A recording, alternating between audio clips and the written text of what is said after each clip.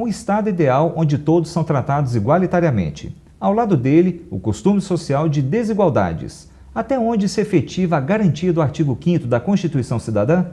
Cientista social e operadores do direito debatem o assunto. Acompanhe na reportagem de Aline Perucci. Será que as pessoas conhecem todos os artigos da Constituição e sabem quais são seus direitos? Não, todos não. Difícil, né? Muito sim, muito sim. A gente lê bastante, né? Mas não sabe todos, com certeza. Não. Alguns. Não. São mais de 245 artigos, me parece, né? Não estou enganado. E os que são mais importantes são os artigos elencados no artigo 5º, que garantem, né, os direitos individuais, liberdade de imprensa, liberdade de livre pensamento, de locomoção, liberdade de manifestar publicamente, essas coisas, né? Então, assim, numa íntegra, assim, sucintamente, acho que conheço.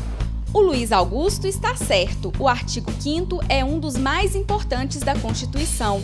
Ele mostra um período importante da história do Brasil.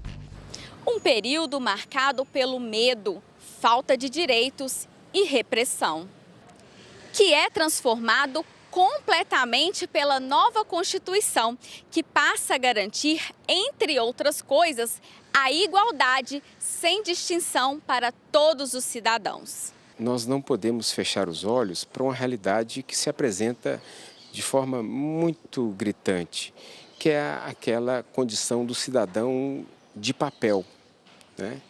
Nós, ao lermos a Constituição Federal, e particularmente seu artigo 5º, encontramos ali um Estado ideal, né?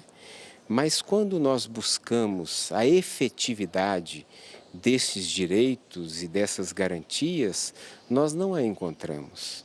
Por que o cidadão não encontra essas garantias? Para esse cientista social, o problema é que a desigualdade social está impregnada nos costumes da sociedade desde as capitanias hereditárias. Ainda precisamos fazer com que essa lei se torne costume entre nós e que, para nós, conseguimos, a passos mais largos, diminuir a desigualdade social. O judiciário tem um papel fundamental na inclusão das minorias determinadas pela Constituição. E para esse desembargador, sempre que provocado, o Poder Judiciário tem dado resposta. Em muitos casos, o Supremo Tribunal Federal é o grande exemplo no nosso país de decisões jurisprudenciais que concretamente viabilizam ações afirmativas na defesa dessas minorias ou desses diferentes.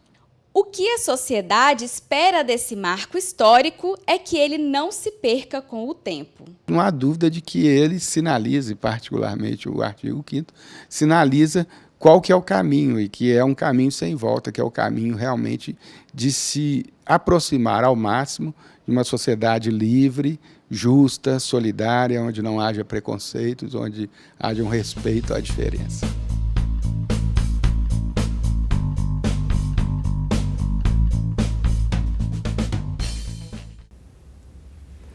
Como a busca da igualdade, desembargador, estabelecida no artigo 5º, repercute na atuação da Justiça? Eu diria que o artigo 5º da Constituição é o artigo, vamos dizer, mais importante.